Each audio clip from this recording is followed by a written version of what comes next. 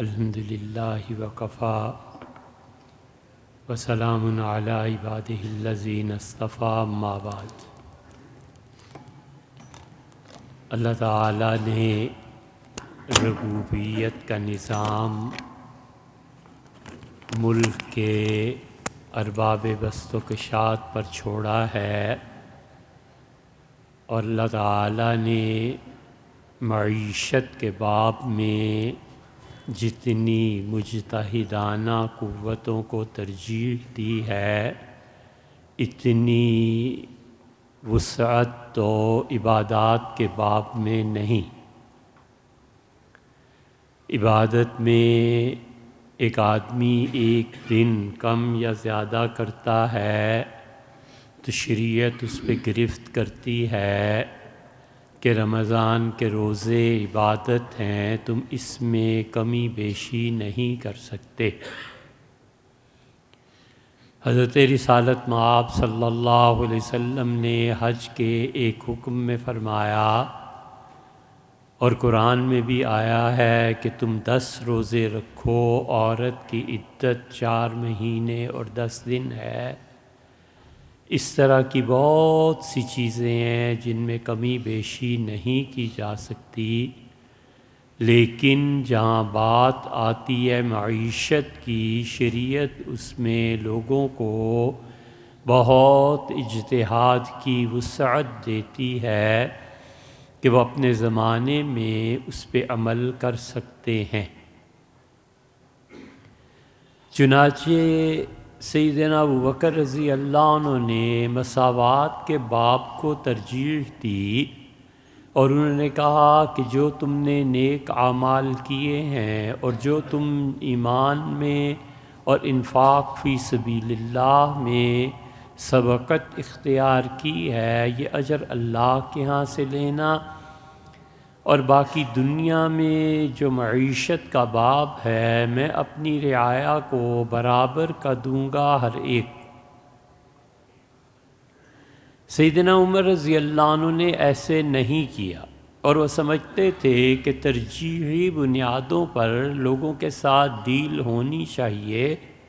اس لیے جب قحط پڑا حجاز میں تو انہوں نے یہ بھی فرمایا کہ اگر مجھے پتہ ہوتا کہ آئندہ یہ صورتحال ملک میں پیش آنے والی ہے تو یہ جو سرمایہ دار صحابہ کرام رضی اللہ عنہم ہیں، طلحہ اور عبد الرحمن ابن عوف رضی اللہ عنہ وغیرہ، میں ان کا مال ضبط کر کے اپنی حکومت میں غریبوں میں تقسیم کر دیتا۔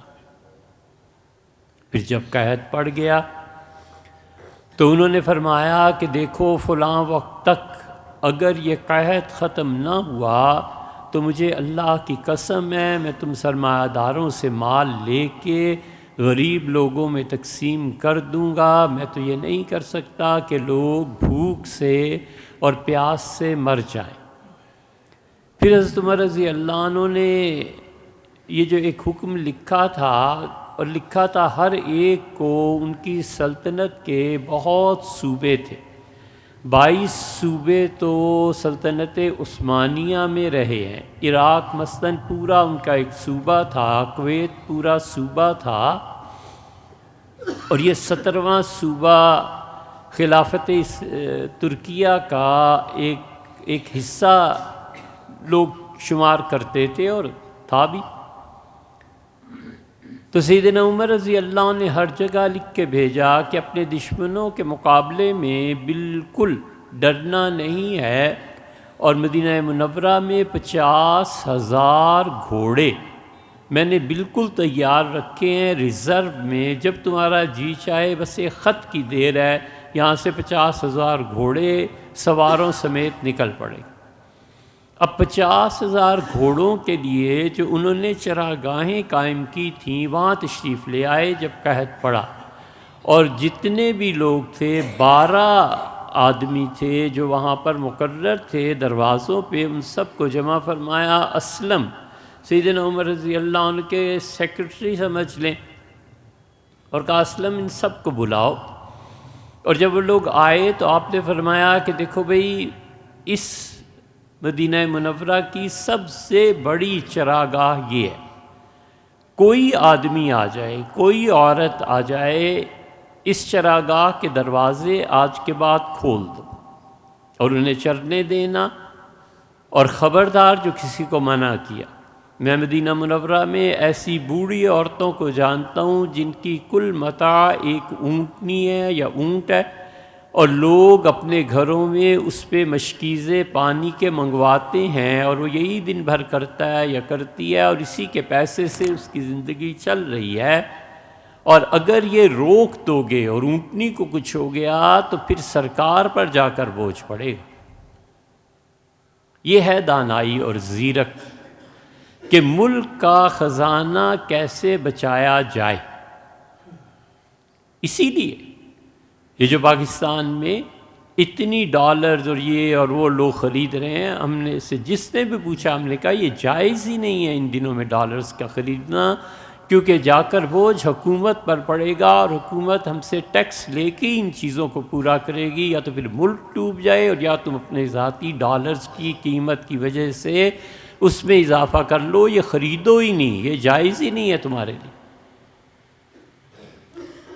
پھر سیدنا عمر رضی اللہ عنہ بولے اور ارشاد فرمایا کہ مدینہ منورہ کی اس چراگاہ میں سوائے طلحہ اور عبد الرحمن ابن عوف کے باقی سب کو کھلی چھٹی دے دو، اور فرمایا یہ دو آدمی ایسے ہیں جو یہاں اہل مدینہ میں بڑے سرمایہ دار ہیں، اور ان کے بڑے بڑے کھجوروں کے باغات ہیں، اور لوگ کہیں گے کہ اللہ کی قسم عمر نے ظلم کیا، لیکن میں جانتا ہوں کہ یہ اس سال اپنے باغات میں لدے ہوئے کھجور کے درخت کاٹ کے بھی اگر کھلا دیں اور کھجوریں اتار کر بھی اگر اپنے اونٹوں کو کھلا دیں تو ان کے اونٹ بھی بچ جائیں گے، زیادہ سے زیادہ ایک سال نفع نہیں ہوگا، تو میں اس کو کچھ نہیں سمجھتا۔ مطلب یہ کہ اتنا بڑا نقصان نہیں ہے دو آدمیوں کا جتنا نقصان پبلک کا ہو جائے گا۔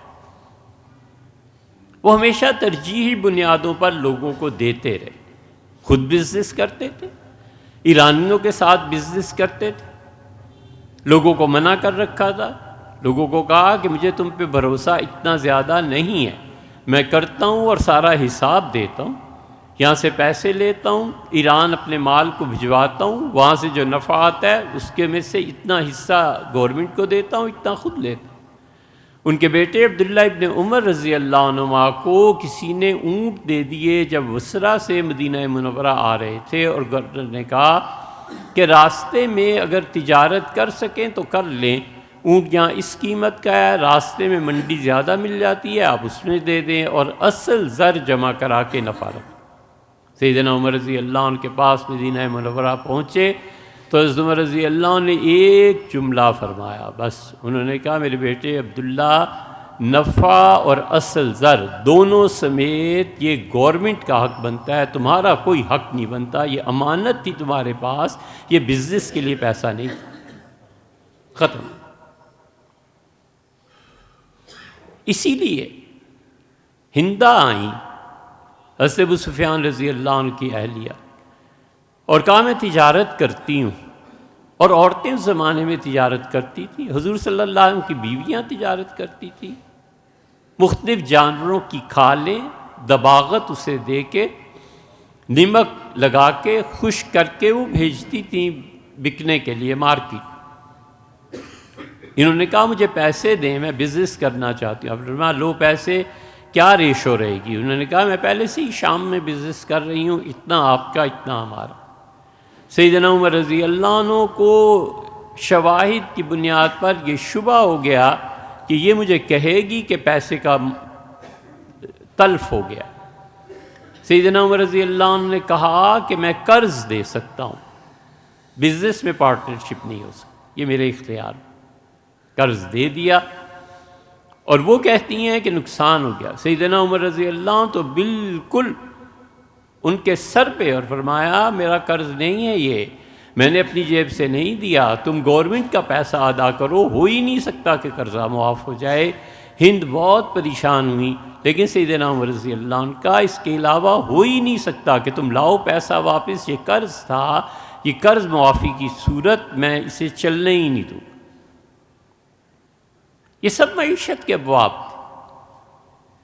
وفات سے ایک دن پہلے عراق کا ایک وفد آیا اور وہ اتنا مال لے کے آیا کہ وہ تصور سے بھی زیادہ تھا۔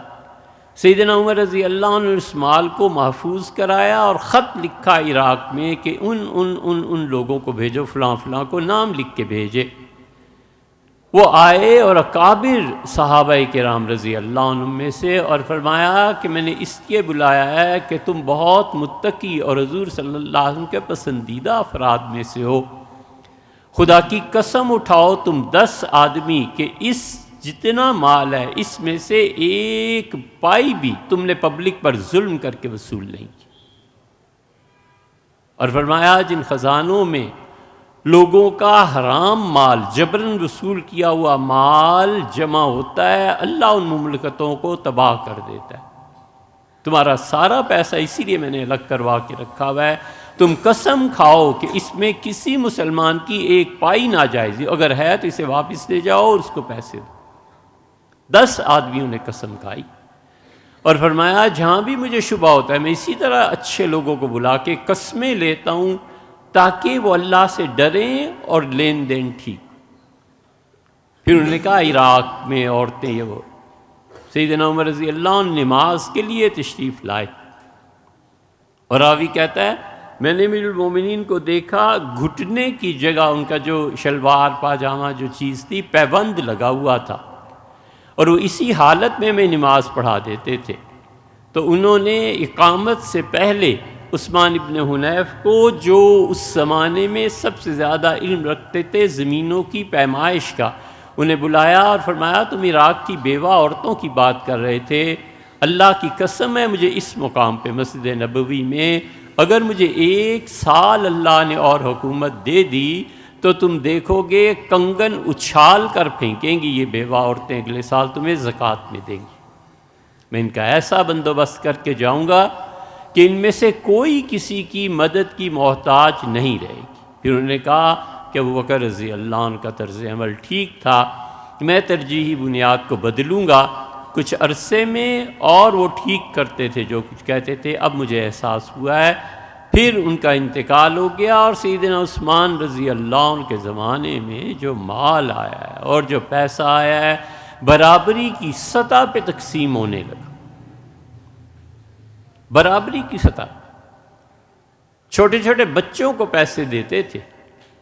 کسی نے سیدنا عثمان رضی اللہ عنہ سے کہا کہ آپ نے عورتوں اور بچوں کو کیوں زیادہ پیسے مردوں سے بھی زیادہ کر دی؟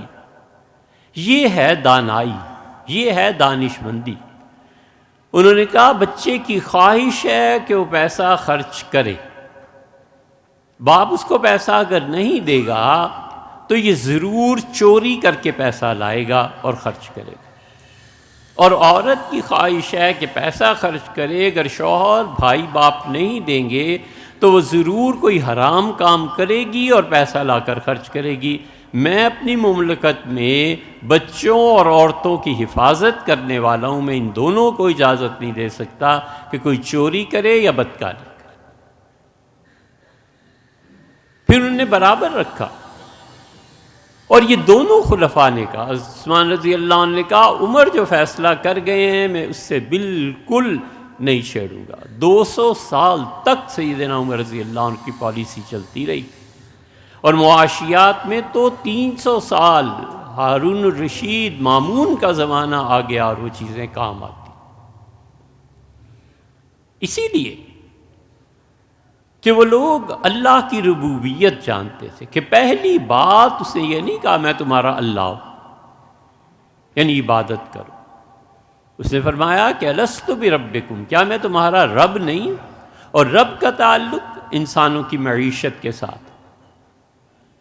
پھر سیدنا عثمان رضی اللہ عنہ پروجیکٹس کھولے، لوگوں کو ٹھیکے دیے۔ حضرت عمر رضی اللہ عنہ بھی ایسے کرتے تھے، کوفہ پورا شہر آباد کیا ہے، اور شہر کی آبادی میں حضرت عمر رضی اللہ عنہ نے لکھا کہ جتنی بھی روڈز محلوں کو آپس میں ملاتی ہیں کوئی جگہ بھی ایسی نہیں رہے گی جو 30 فٹ سے کم، اور جو مین سڑکیں بنے گی وہ 50 فٹ بنے گی، اور ہمارے شہر کا ہر محلہ ایسا ہوگا کہ 2 بیل گاڑیاں یا 2 اونٹ کی گاڑی آمنے سامنے سے آئیں اور گزر جائیں بسہولت، یہ بس کر دو۔ اور جب آیا کہ شہر بن گیا ہے، پروجیکٹ پورا ہو گیا آپ کا، تو حضرت عمر رضی اللہ عنہ نے پھر 10 صحابہ رضی اللہ عنہ کو مدینہ منورہ سے بھیجا اور فرمایا پیمائشیں کرو، حساب لگاؤ، تب ان ٹھیکیداروں کو پیسے دیے جائیں گے، ورنہ میں تو پیسے نہیں دینے والا جب تک کہ پختہ شہادت نہ آ جائے کہ ہمارے کام کو جس طرح بتایا گیا کیا ہے۔ پھر انہوں نے پیسے دیے۔ یہ چیزیں تھیں، اس لیے عثمان رضی اللہ عنہ نے کسی چیز کو نہیں چھیڑا، پیسہ آ گیا، بڑھتا گیا، انصاف قائم تھا، عدل قائم تھا۔ ایک لڑکا آیا اور امیر المومنین رضی اللہ عنہ سے عدالت میں مقدمہ کیا۔ سیدنا عثمان رضی اللہ عنہ خود قاضی بھی تو تھے۔ اس نے نماز کے بعد کہا امیر المومنین یہ میرا دوست ہے اور اس نے مجھے میرا ایک شکاری کتا تھا اس کو مار دیا۔ حضرت عثمان رضی اللہ عنہ نے بلا دریغ اس سے پوچھا، اس نے کہا جی میں نے مارا ہے۔ وہ ظاہر ہے کہ حسد یا جو چیز بھی ہوئی ہوگی۔ حضرت عثمان رضی اللہ عنہ نے 20 اونٹ اس ایک شکاری کتے کے عوض میں دلوائے، فرمایا تم پہ جرمانہ 20 اونٹ ہے، یہ اس کو ادا کرو۔ ایسا انصاف تھا۔ اس لیے پھر سیدنا علی رضی اللہ عنہ بھی اسی کا اصول قائم رکھا۔ انہوں نے تو اپنی پالیسی میں ایک جملہ کہہ کے سارے قصے ہی مٹا دیے۔ انہوں نے کہا اللہ کی قسم میری حکومت میں تم دیکھو گے عمر رضی اللہ عنہ نے جو گرہ باندھی میں اسے کھولوں گا نہیں، اور جسے انہوں نے کھول دیا میں اسے باندھوں گا نہیں، بس سیدھی سادی سی بات۔ حضرت معاویہ رضی اللہ عنہ 20 سال رہے، کسی نے ایک فیصلے پہ نظر ثانی کی درخواست کی اور فریق مخالف نے لکھا کہ فیصلہ اس پہ نظر ثانی کے لیے دوسری پارٹی آپ کے پاس آئی ہے، یہ حضرت عمر رضی اللہ عنہ کا فیصلہ ہے۔ انہوں نے بغیر پڑھے بس اتنا پوچھا کہ فیصلہ سیدنا عمر رضی اللہ عنہ کا، انہوں نے کہا جی، فرمایا عمر کے فیصلے کو رد نہیں کیا جا سکتا۔ سیدنا علی رضی اللہ عنہ کے سامنے زمین کا مقدمہ پیش ہوا اور انہوں نے درخواست کی کہ آپ تشریف لے جائیں گے تو یہ مسئلہ حل ہوگا، یہ چھوٹے قاضیوں سے حل نہیں ہوتا۔ اور دونوں فریق کے ساتھ چلے فجر کی نماز کے بعد، اور اس نے جا کے صرف اتنا کہا کہ حضرت یہ ہمارا جھگڑا اتنے سال سے چلا آتا ہے، اس فریق مخالف سے پوچھیں یہ پتھر حضرت عمر رضی اللہ عنہ نے رکھا تھا، فیصلہ فرمایا تھا۔ سیدنا علی رضی اللہ عنہ پوچھا، ان کہا یہ تو ہے، لیکن ہماری فرمایا میں کسی کی کچھ نہیں سنتا، عمر کے فیصلے پہ نظر ثانی نہیں ہوتی، چھٹی۔ اس طرح معیشت کو وہ باب باندھ کر گئے تھے۔ سیدنا علی رضی اللہ عنہ مساوات پہ عمل کرتے رہے، اور جتنا پیسہ آتا رہا مسلمانوں کی فلاح و بہبود میں دیتے رہے، اس لیے کہ اس کے پیچھے جو ایڈمنسٹریشن تھی وہ کسی کی رعایت نہیں کرتی تھی۔ سیدنا علی امیر المومنین رضی اللہ عنہ کے خلاف شریح قاضی کی عدالت میں مقدمہ چلا گیا۔ اس نے کہا امیر المومنین آپ گواہ پیش کریں۔ انہوں نے کہا میرا بیٹا حسن گواہی دیتا ہے۔ انہوں نے کہا باپ کے حق میں بیٹے کی گواہی تو نہیں مانی جا سکتی، ظاہر ہے باپ کی کچھ نہ کچھ تو رعایت کرے گا۔ فرمایا میرے غلام قمبر کی گواہی لے لے۔ انہوں نے کہا اس کی بھی مانی جا سکتی نہ، غلام اپنے آقا کی خیر خواہی کے لیے کام کرتا ہے، آپ اور گواہ لائیں۔ سیدنا علی رضی اللہ عنہ نے کہا کہ اور گواہ نہیں ہے، تو جس چیز کا مقدمہ تھا شریح نے وہ چیز نوکروں کو کہا اٹھاؤ اور اسے دے دو، امیر المومنین کی گواہی نہیں قابل قبول۔ وہ جو انتظامیہ تھی نا پیچھے بالکل آزاد تھی فیصلہ کرنے میں۔ سیدنا علی رضی اللہ حضرت عمر رضی اللہ عنہ نے اس شریح کو مقرر کیا تھا، حضرت عمر رضی اللہ عنہ کے بھی خلاف فیصلہ ہوا تھا، حضرت عثمان رضی اللہ عنہ کے بھی خلاف فیصلہ، حضرت عمر رضی اللہ اپنے خلاف فیصلہ سنا اور فرمایا کہ شریح میں تمہیں پورے ملک کا چیف جسٹس بناتا ہوں، مقدمے لوگوں کے آئیں فیصلہ کر اور بغیر کسی خوف کے۔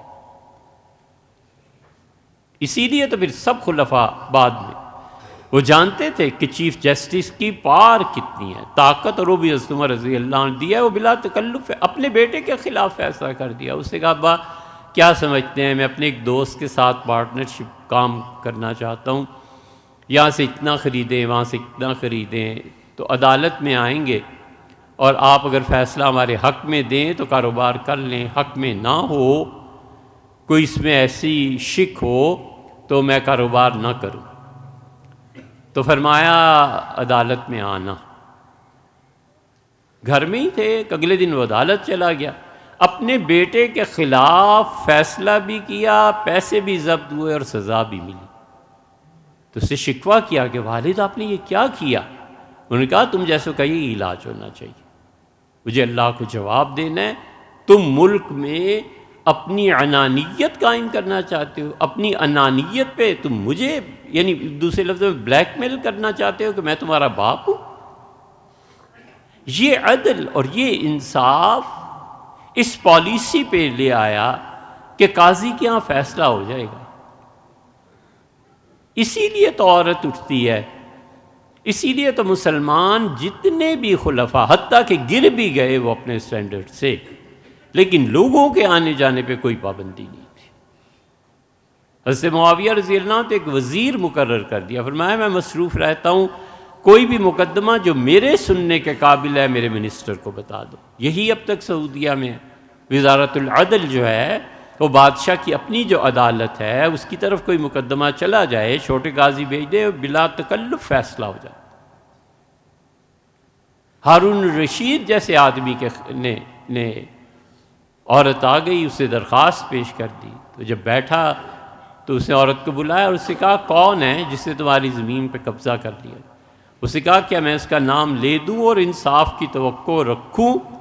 انہوں نے کہا خدا کی قسم اگر میرے بھی خلاف ہے تو فیصلہ یقیناً آئے۔ اس نے کہا یہ جو آپ کا چچا زاد بیٹھا ہے نا، کزن، آپ کی کرسی کے ساتھ کرسی رکھ کے اس کا سیدنا عمر رضی اللہ کا تمہارا سیدنا ہارون رشید نے تمہارا جھگڑا؟ اس نے کہا جی میرا جھگڑا۔ اچھا اس کے باغ پہ تم نے قبضہ کر لیا؟ تو انہوں نے اس شخص کا رعب زائل کرنے کے لیے، اس شخص کی اہمیت کو گھٹانے کے لیے پولیس کو کہا اس سے پہلے تو ہتھ کڑی لگاؤ نا، پھر اس کے بعد اس کے دلائل سنیں گے، جاؤ فلاں دن آنا۔ یہ جو انصاف اور عدل ہے اس کی بنا پر پھر آگے معیشت بھی چلا کرتی، یہ ہمیشہ خلافت میں رہا، حتیٰ کہ خلافت ترکیہ تک کے زمانے میں بادشاہ وقت کے خلاف، امیر المومنین کے خلاف فیصلے ملتے۔ اسرائیل کا قانون ہم پڑھ رہے تھے اور فرانس کا، اس لیے ہمارے بچے جو شرمندہ ہوتے ہیں نا ان چیزوں سے، کیوں؟ اس لیے کہ آپ پڑھتے نہیں نا، وگرنہ آپ نہیں چیلنج کر سکتے کہ یار کس قانون کی بات کرتے ہو۔ فرانس کے قوانین جہاں تک ہم نے مطالعہ کیا 70% سے زیادہ مال کی فقہ پہ مشتمل ہے۔ ان کی سود کو چھوڑ دیں، آزادی جو پبلک کو انہوں نے دی ہے اسے چھوڑ دیں، اسی طرح شراب وغیرہ وغیرہ جو چیزیں ہیں اسے، باقی انہوں نے مال کی فقہ کو لے لیا ہے، اس لیے کہ اسپین اور فرانس میں ہمیشہ مال کی فقہا کے فتوے پہ عمل ہوتا ہے۔ اسی طرح اور جگہ بھی اسرائیل کی وزارت میں جو قوانین چل رہے ہیں عورتوں کے حقوق میں، سب سے زیادہ عورتوں کے حقوق حنفی فقہا نے دیے ہیں۔ انہوں نے عورت کو اجازت دی ہے کہ وہ شادی کر سکتی ہے، باقی فقہا اجازت نہیں دیتے۔ جب اسرائیل کے یہودیوں کی قوانین کا مطالعہ کیا تو معلوم ہوا کہ انہوں نے حنفی فقہ پہ عمل کیا ہے، اس لیے کہ سینکڑوں سال سے قانون چلے آتے تھے، لوگ خوش تھے، انہوں نے کہا ہمیں کیا ضرورت ہے۔ ہمارے ہاں دیکھ لیں، ہم تو خیر غلامی کی وجہ سے انگریزوں کے قوانین کو نافذ کیے ہوئے ہیں، وگرنہ دنیا میں اب بھی یہی حال ہے کہ انصاف اور عدل اور معیشت اس باب میں جو اسلام نے سکھایا ہے، لوگ بہت خوش ہیں، اطمینان سے ہیں کہ ان چیزوں پر عمل کریں۔ اس لیے اللہ نے پوچھا کہ الست بربکم، کیا میں تمہارا پروردگار نہیں ہوں؟ یعنی تمہاری روزی اور رزق یہ میرے ذمے ہے۔ اسی لیے قرآن میں کہتا ہے وَمَا مِن دَابَّةٍ إِلَّا عَلَى اللَّهِ رِزْقُهَا، لوگوں کوئی ایسا نہیں ہے جو زمین میں اپنے پاؤں پہ چلتا پھرتا ہو مگر یہ کہ اس کی روزی میرے ذمے۔ یہ تو فساد پیدا ہوتا ہے جب اللہ کے دیے ہوئے رزق کو پبلک میں لا کر انصاف کے بغیر تقسیم کیا جاتا ہے. اس لیے اللہ ان سے پوچھے گا، اور اس لیے اللہ ان سے حکمرانی گرفت. سیدنا عمر رضی اللہ عنہ کو خط آیا تھا عیسائیوں سے، ترکی سے. امیر المومنین رضی اللہ عنہ نے خط کے جواب میں خط بھی بھیجا، اور ان کی اہلیہ نے کہا کہ وہاں کی جو فرسٹ لیڈی ہیں یا جو اول درجے کی ہیں، میں انہیں ایک تحفہ بھجوانا چاہتی ہوں، اور میں بھیج دو. تحفہ چلا گیا. وہاں سے اس خاتون نے عمر رضی اللہ عنہ کی بیوی کو خط لکھا اور عطر بھجوایا. یہ کیا ہوتا ہے جو ایک مملکت دوسری مملکت کے لوگوں کو تحفہ دیتی ہے نا، یہ ابھی توشہ خانہ میں آیا وہ عطر. حضرت عمر رضی اللہ عنہ داخل ہوئے اور فرمایا یہ خوشبو کیسی ہے؟ تو اہلیہ نے عرض کیا کہ وہ جو تھا اس طرح ہوا ہے. سیدنا عمر رضی اللہ عنہ نے ہاتھ نہیں لگایا اس شیشی کو. یہ ہے عمر رضی اللہ. نوکر کو بلایا اور فرمایا میں ہاتھ نہیں لگانا چاہتا کہ اس کی خوشبو میرے کپڑوں کو لگ جائے، اٹھاؤ اسے اور سیدھی طرح اسے داخل کرو وہاں. اور بیوی نے کہا اچھا شیشی ہی دے دیں. فرمایا قطعاً نہیں، اس وجہ سے ملا ہے کہ تم میری بیوی ہو، اور اگر تم نہ ہوتی تو پھر میں دیکھتا کہ کون تمہیں دیتا ہے. ایک جگہ آیا، فرمایا جاؤ ماں کے گھر اور اس کے گھٹنے سے گھٹنا ملا کر بیٹھ جاؤ، پھر میں دیکھوں تمہیں کون تحفے بھجواتا. یہ اس لیے سب کچھ ہے کہ یہ کردار تھا، اور یہ اب بھی ہو سکتا ہے. اب بھی ہو سکتا ہے. لا یکلف اللہ نفسا الا وسعہا. اللہ ہر آدمی کو اتنی تکلیف دیتا ہے جتنا اس کی کیپیسٹی ہے. اب بھی ہو سکتا ہے، لیکن جو ہو رہا ہے سو یہ اللہ کی ربوبیت. اس کے بعد دوسری چیز جو عالم امر سے آئی، اللہ تعالیٰ نے تمام انبیاء علیہ الصلوۃ والسلام کو کہا کہ لَتُؤْمِنُنَّ بِهِ وَلَتَنْصُرُنَّهُ. تم اس ہستی کی مدد بھی کرو گے اور تم اس ہستی کے لیے ایمان بھی لاؤ گے. دو ترجمے اس کے کیے گئے. ایک وہ ترجمہ ہے جو امین ناصر اصلاحی صاحب وغیرہ نے اپنایا ہے. ایک وہ ترجمہ ہے جو ان سے پہلے کے مفسرین نے، کہ رسول اللہ صلی اللہ علیہ وسلم کے متعلق کیا عہد لیا گیا. یہ عالم امر سے آنے والی چیزیں. اس کو انشاءاللہ آئندہ ہفتے آپ کے سامنے